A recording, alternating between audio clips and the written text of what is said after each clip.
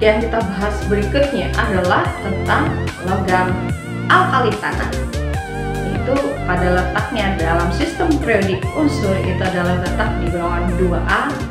Jadi secara sistem periodik dari atas ke bawah itu seharusnya jari-jari atomnya itu semakin besar, tetapi kebalikannya untuk titik didih dan titik cairnya itu berbeda hanya di magnesium yang paling kecil di sini.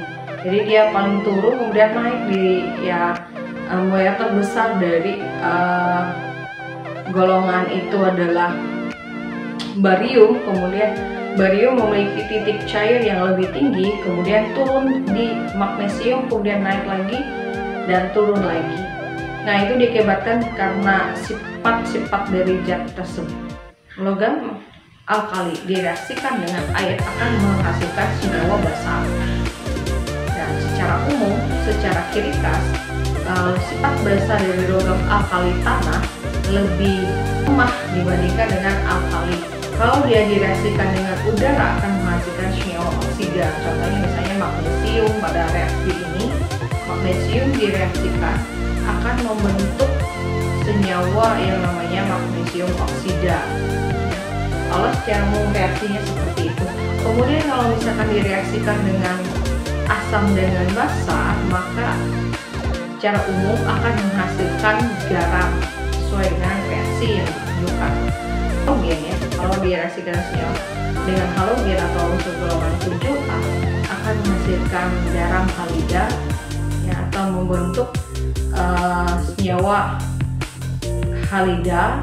Ini adalah misalkan magnesium klorida, kalsium klorida, dan yang lainnya sesuai dengan persamaan reaksi secara umum seperti berikut ini.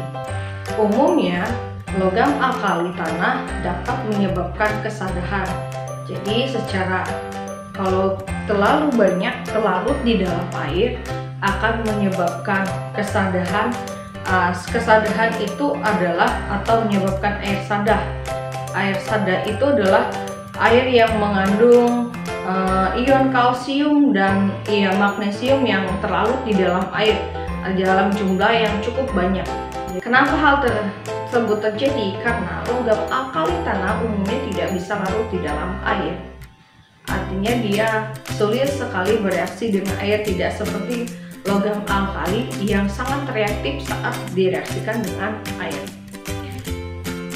Nah, biasanya penyebab kesadahan itu adalah misalkan air hujan pada tempat tertentu yang memiliki kadar kalsium yang sangat tinggi, seperti pada ilustrasi gambar berikut ini.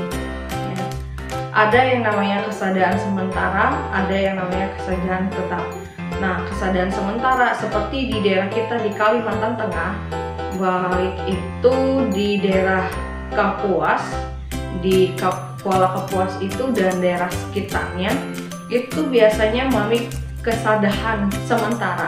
Air yang terasa itu terasa lebih asin sehingga dapat menyebabkan beberapa kejadian. Misalkan kalau kita larutkan air sabun itu ke dalam air yang memiliki kesadahan, maka akan menyulitkan untuk timbulnya busa di dalam air. Nah, kesadahan sementara itu dapat dihilangkan dengan cara pemanasan.